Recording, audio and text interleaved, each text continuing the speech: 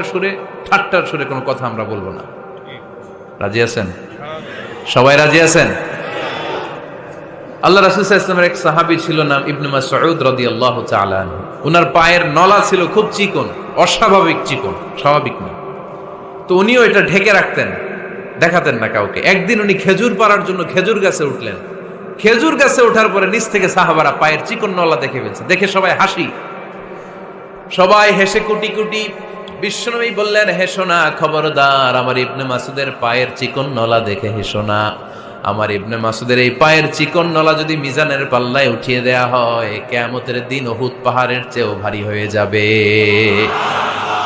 খবরদার, আমার ইবনে মাসুদকে আমার আল্লাহ অনেক পছন্দ করে, তার পা চিকন দেখে তাকে তুচ্ছ করো না। আল্লাহর হাবিব সাল্লাল্লাহু আলাইহি ইসলামের 11 জন স্ত্রীর মধ্য থেকে একজন স্ত্রী ছিলেন একজন স্থূল আকৃতির, অবিসিটি ছিল, একটু মোটা। ওনার নাম ছিল সাফিয়া রাদিয়াল্লাহু তাআলা আনহা। আম্মা জান আয়েশার সাথে একবার সাফিয়ার ঝগড়া।